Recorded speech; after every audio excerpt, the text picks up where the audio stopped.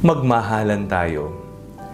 Ako po si Father Fiel Pareha at ito po ang ating segment, ang Daily Devotion ngayong Simbang Gabi, na kung saan tayo po ay magdarasal, magbabasa at magninilay kasama ng salita ng Diyos sa buong taon. Manalangin tayo. Sa ngalan ng Ama, ng Anak at ng Espiritu Santo. Amen. Halina, banal na Espiritu, liwanagan mo ang aming puso at isip nang maunawaan at may sa buhay namin ang iyong salita. Amen. Our Bible passage for today is from the Gospel of St. Matthew chapter 1, verses 1 to 17, and I read it for you. An account of the genealogy of Jesus the Messiah, the son of David, the son of Abraham.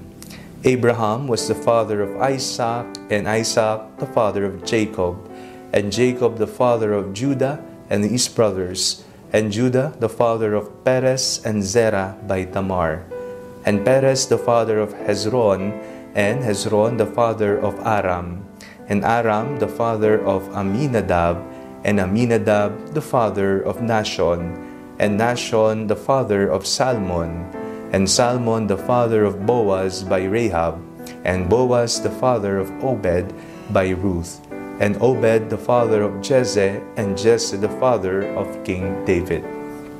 And David was the father of Solomon by wife of Uriah, and Solomon the father of Rehoboam, and Rehoboam the father of Abijah, and Abijah the father of Asaph, and Asaph the father of Jehoshaphat, and Jehoshaphat the father of Joram, and Joram the father of Uzziah, and Uzziah the father of Jotham, and Jotham the father of Ahaz, and Ahaz the father of Hezekiah, and Hezekiah the father of Manasseh, and Manasseh the father of Amos, and Amos the father of Josiah, and Josiah the father of Jeconiah, and his brothers at the time of the deportation to Babylon.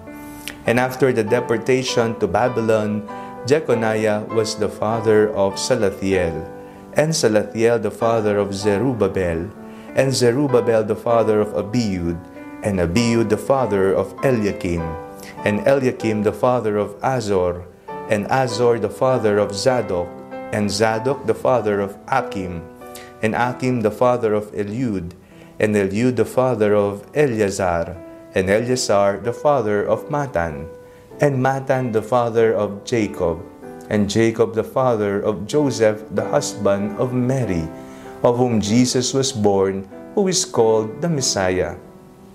So all the generations from Abraham to David are 14 generations, and from David to the deportation to Babylon, 14 generations, and from the deportation of Babylon to the Messiah, 14 generations.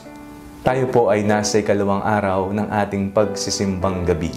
At ang ebanghelyo pong ating binasa sa araw na ito ay talaan ng angkan ng ating Panginoong Hesukristo, the genealogy of our Lord Jesus Christ. Dito po napakinggan po natin ang pinagmulan.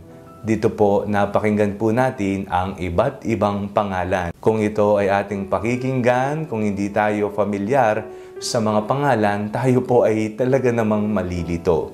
Kakaiba ang mga pangalan. Pero napakahalaga po na ang mga pangalang ito ay maging bahagi ng kasaysayan ng pagliligtas ng Diyos sa sangsinukob at kung saan magmumula ang pinangakong Mesiyas. Ito po'y nagmula sa linya ni Haring David at pinili si Maria at si Jose na maging magulang ng Mesiyas dito sa lupa. Pamilya. Sa tuwing Pasko po at bagong taon, nagsisiuwian ang lahat.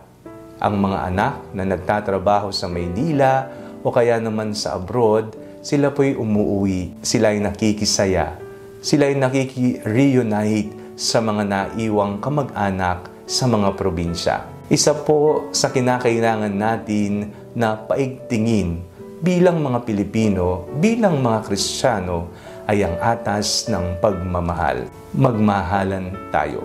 Nakakalungkot isipin na sa kasalukuyan, sa modernong panahon, Iba-iba na ang nangyayari sa loob ng tahanan. Nariyan ang agawan ng lupa, demandahan ng mga magkakapatid, siraan ng mga manugang, nariyan ang mga anak na hindi na naaalagaan ng maayos, napapabayaan, mga pamilya na nawasak dahil lamang sa mga hindi tapat na relasyon. Ipinakita ng Panginoon ang kanyang pagmamahal sa mundo sa pamamagitan ng pagsilang sa isang pamilya, sa konteksto ng pamilya. Isa po sa kailangan nating bisitahin muli ay ang ugnayan ng bawat isa. Tingnan natin kung tayo ba ay nakadaragdag sa problema o tayo ba ay nakadaragdag upang magawa nating mayugnay muli ang mga nawasak na relasyon sa loob ng ating pamilya. Atin pong ipagdasal ang bawat isa na nawa ang tunay na pagmamahalan ay mamayani sa loob ng ating mga pamilya. Manalangin tayo. Panginoong Hesukristo, pinagdarasal po namin ang lahat ng pamilya dito sa mundo. Nawa ang pasensya, nawa ang pagtutulungan at malasakit, at higit sa lahat ang pagmamahal ang siyang mamayani sa loob ng aming mga tahanan. Amen. Sa ngalan ng Ama, ng Anak at ng Espiritu Santo. Amen.